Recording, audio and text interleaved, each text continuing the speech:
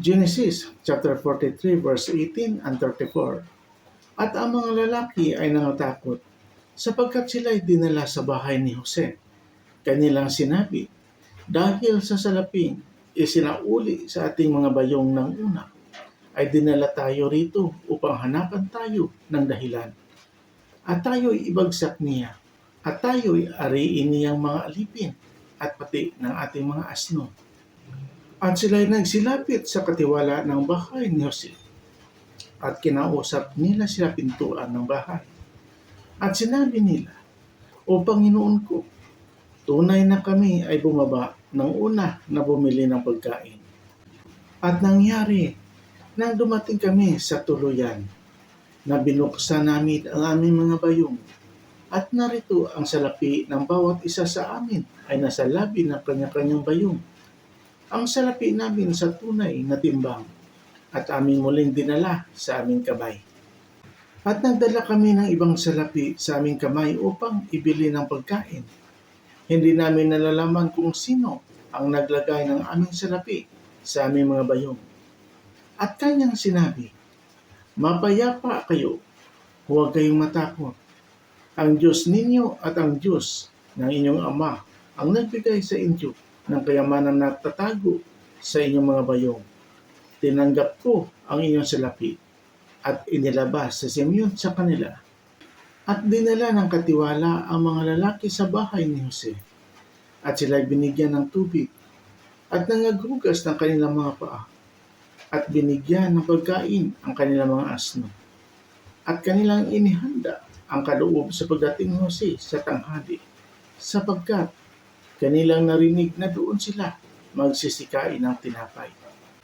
At nang dumating si Jose sa bahay, ay dinala nila sa kanya sa loob ng bahay ang kaloob na nasa kanilang kamay, at sila'y nagpatira pa sa harap niya.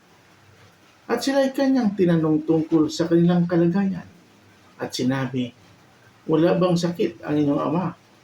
Ang matanda na inyong sinalita, buhay pa ba? At kanilang sinabi, Walang sakit ang iyong lingkod na aming ama, buhay pa. At sila'y nagsipod at nagsigalang. At itiningi niya ang kanyang mga mata at nakita si Benjamin na kapatid niya na anak ng kanyang ina. At sinabi, Ito ba ang inyong kapatid na bunso na inyong sinalita sa akin? At kanyang sinabi, Pagpalain ka nawa ng Diyos, anak ko.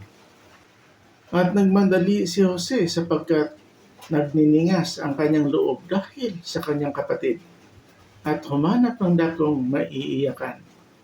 At pumasok sa kanyang silid at umiyak doon. At siya'y naghilamos at lumabas at nagpigil ng loob at nagsabi, Maghain kayo ng tinapay. At kanilang hinainan siyang bukod at silang bukod at ang mga Egyptiyo na kumakain kasama niya ay bukod, sapagkat ang mga taga-Egyptiyo ay hindi makakain kasalo ng mga Hebreyo, sapagkat kasuklam-suklam ito sa mga Egyptiyo.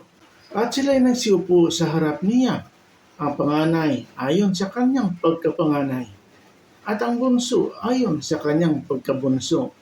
At ang mga lalaki ay nangamamangha na nagtitinginan, at sila idinampot ni Jose sa harap niya ng mga ulam.